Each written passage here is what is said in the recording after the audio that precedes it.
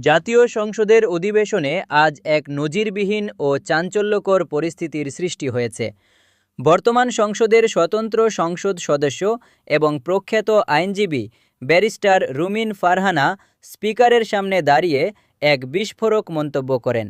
তিনি দাবি করেন, সাবেক প্রধানমন্ত্রী শেখ হাসিনার দেশে ফিরে আসা এবং রাজনীতি করার ক্ষেত্রে আইনি দৃষ্টিকোণ থেকে কোনো বাধা নেই।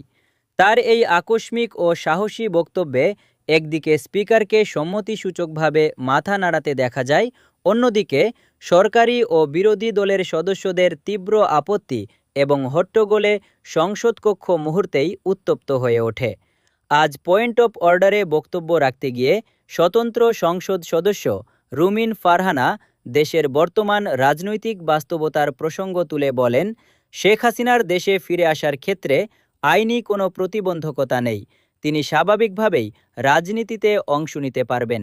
আওয়ামী লীগের মতো একটি বৃহৎ ও ঐতিহাসিক রাজনৈতিক দলকে রাজনৈতিক প্রক্রিয়ার বাইরে রেখে দেশের স্বাভাবিক গণতান্ত্রিক চর্চা এগিয়ে নেওয়া সম্ভব নয়।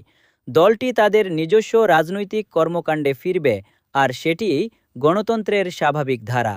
রুমিন ফারহানার এই আইনি ও রাজনৈতিক ব্যাখ্যার সময় স্পিকারকে ইতিবাচকভাবে মাথা নাড়াতে এবং বক্তব্য মনোযোগ দিয়ে শুনতে দেখা যায়। তবে বক্তব্য শেষ হওয়ার আগেই সংসদের পরিবেশ দ্রুত পাল্টে যায়। সরকারি দল ও অন্যান্য বিরোধী সদস্যরা একযোগে দাঁড়িয়ে তীব্র প্রতিবাদ জানাতে শুরু করেন। সংসদ কক্ষে শুরু হয় তুমুল হট্টগোল, স্লোগান এবং টেবিল চাপরানি। বর্তমানে স্বতন্ত্র সংসদ সদস্য হিসেবে রুমিন ফারহানা সংসদে সক্রিয় ভূমিকা পালন করছেন। তবে আজকের এই বক্তব্য এবং শেখ হাসিনার দেশে ফেরার বিষয়ে তার মন্তব্য দেশের রাজনৈতিক অঙ্গনে নতুন করে ব্যাপক আলোচনার জন্ম দিয়েছে। রাজনৈতিক বিশ্লেষকদের একাংশের মতে, রুমিন ফারহানার এই অবস্থান ভবিষ্যতের রাজনীতিতে নতুন কোনো পরিবর্তনের ইঙ্গিত বহন করতে পারে। সংসদের এই উত্তপ্ত পরিস্থিতির পর অধিবেশন কিছু সময়ের জন্য স্থবির হয়ে পড়ে।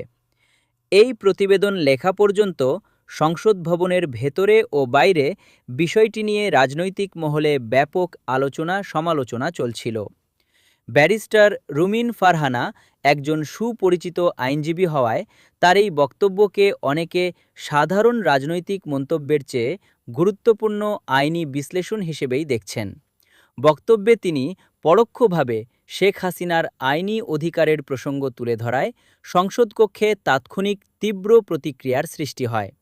বক্তব্য চলাকালীন স্পিকারকে ইতিবাচক প্রতিক্রিয়া জানাতে দেখা গেলেও অন্যান্য সংসদ সদস্যরা সঙ্গে সঙ্গে এর বিরোধিতা করেন।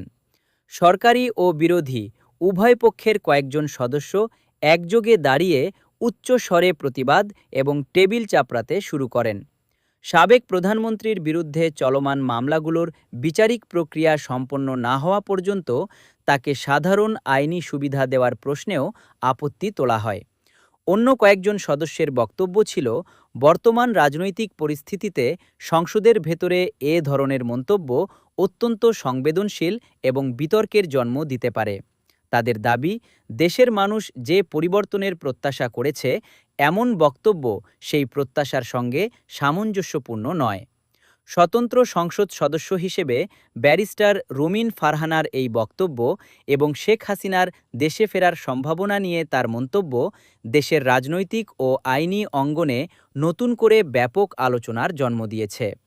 রাজনৈতিক বিশ্লেষকদের একাংশের মতে, একজন অভিজ্ঞ আইনজীবীর মুখ থেকে সংসদের ফ্লোরে এ ধরনের আইনি ব্যাখ্যা ভবিষ্যতের রাজনৈতিক সমীকরণ বা সম্ভাব্য সমঝোতা নিয়ে নতুন বিতর্কের সূত্রপাত করতে পারে।